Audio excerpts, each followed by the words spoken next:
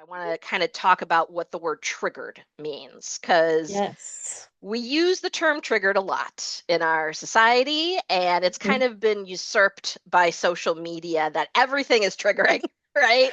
Yeah, it's And overused so in my opinion. it is overused because it then invalidates or devalues someone who truly is experiencing a traumatic, triggering event, right? Mhm. So, what do we mean when we say triggered? So, triggered has to do with when the brain releases chemicals that triggers the autonomic nervous system, which the autonomic nervous system is responsible for the fight, flight, freeze, fawn responses. Mhm. So these chemicals in the brain, and this is what a lot of people have trouble, let's say, a child passed away 5 years ago. It's been, gosh, 15 years since my cat passed away. Like, and then all of a sudden you're triggered, like for real, Mhm. because the brain can't necessarily distinguish that time has passed in that way. So if Mhm. something is still unprocessed or unhealed from that event, and something in the present triggers that memory, really it's triggering the brain to be like, we're in danger, we're not safe, and that Mhm. can be emotionally or physically, not just physically. Right. So right, and so it releases those same chemicals as when the event happens, so the body's literally experiencing the same type of trauma reaction, and that's different for all people, right? Mhm. So each Each person's person's. kind of symptoms of trauma or being triggered will look different. So But it, irritability, or oh, go ahead.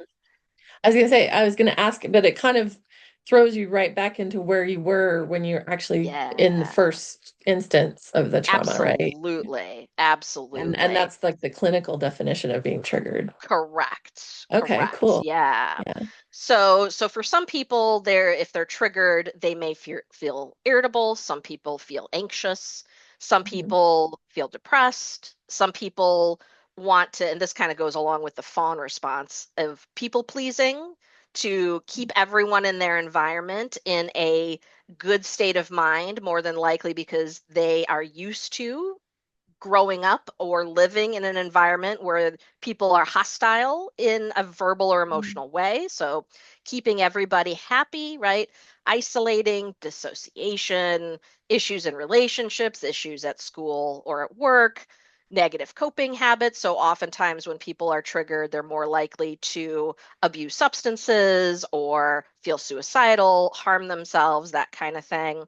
There may be intimacy issues, hypervigilance, somatic feelings. So the body feels all of the feels just as much as our brain does, right? So Mhm. physical manifestations, IBS, for instance, is a common one. Headaches Mhm. and migraines are a common one.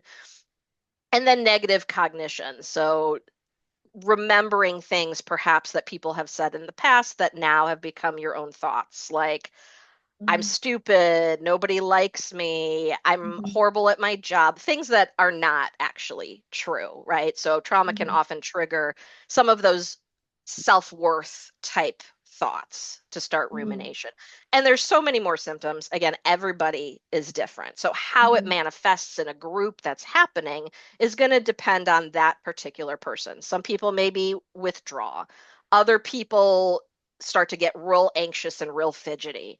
Other people may cry. That's kind of like everyone's like, well, if someone's traumatized, they should be crying, right? Not necessarily. Yeah, not That necessarily. is actually not true. One of my Mhm. favorite kind of examples of this is if you've ever been to a funeral, right? So if you've been to a funeral, there are Mhm. people who are crying, of course. Mhm. Then there's people who are very stoic and have what we call a flat affect. There's no emotion showing on their Mhm. face. They're just kind of keeping it together, right? Yeah. Then there's other people who are like laughing and joking around. Mhm. And I mean, a good example of why this happens is I had a survivor once, which I used to work at a rape crisis center, and we would go to the hospital when a person would present after having been sexually assaulted and support them through the process. Mhm. So, had this client who was just assaulted, and she was hilarious. She Mm. was cracking us all up. The nurses are cracking up. And at one point, she said to me, if I don't keep laughing, I'm afraid I'm going to start crying and never stop. Mhm. So how people handle their trauma, right, is not Mhm. for us to judge.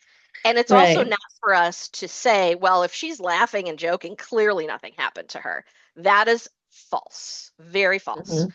So, understanding that trauma manifests for people in different ways, emotionally, mentally, Mhm. physically, verbally, etc., is super, super important because a lot of people have this idea stuck in their head that true trauma means you're falling apart, right? You Mhm. can't deal Mhm. with life, you're crying all the time, and that's just simply not true Right. because our culture is one of like do go to Mhm. work, you got to take care of your family, like, Mhm.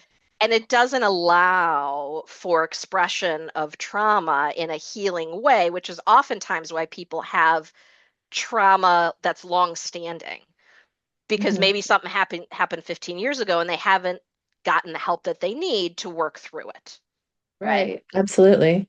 So being in a triggered state, like how long can this be sustained? Like what is, I mean, I know Good there's not, question. there's probably not like a normal, but like Right. the way that you're talking, it sounds like it could be sustained for days or weeks even, but I was thinking of it like maybe an hour or two.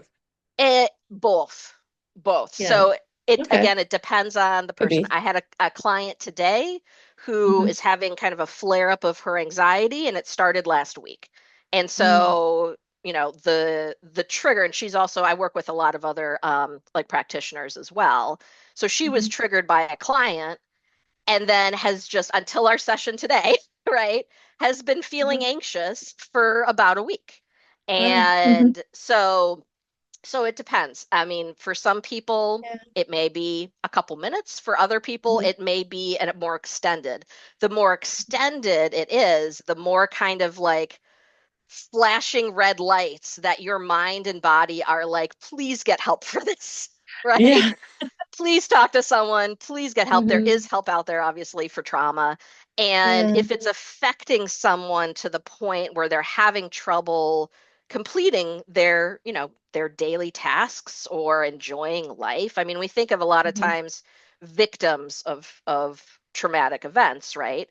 And we Mhm. want to turn them into survivors. We also, Mhm. though, want to go a step further and help people thrive. Because if you think about it, surviving really isn't living. Like you're just white knuckling it, right, Right. through the day. Exactly. So Yeah. we want people to thrive. So if they're experiencing like long standing trauma responses, it might Mhm. be time suggesting, and obviously, people when they're ready to get help, they will, can't force anybody. Yeah. But planting that seed of, have you thought about talking to someone who specializes in this? Mhm. Because some people, again, especially if they don't think that their trauma is a big deal or it's not bad enough, Mhm. and also for, I would say, certain populations. So men have a real difficult time feeling safe Mhm. enough to like come to therapy or talk to somebody. Yeah. And others too, other certain cultures or religious groups, that's not a thing. That's you don't talk about your Mhm. trauma, you don't talk about, it's interesting. Yeah. So I come from my family's Polish, both sides. And Mhm. so if you're feeling depressed when I was growing up, if you're feeling anxious, you're not cleaning enough. Get a broom and start sweeping, you won't feel anxious anymore. Then you'll be And fine. thinking about that, that's ridiculous. But if you think about what, for instance, the Polish people have gone through being the doormat of Europe for so long, Mhm. like they didn't have time to talk about their feelings because they lost half their family to the Nazis and have to like continue to live and raise their kids or find Right. safety or whatever, right? Still So, gotta get up in the yeah, morning. still have to get up in the morning. Exactly. Mhm. So certain cultural groups have just kind of, we don't talk about these things. We sweep it under the rug and we keep going, which I Mm. mean, generational trauma, it Yeah, for exists sure. because of these things, right? Yeah. Yeah.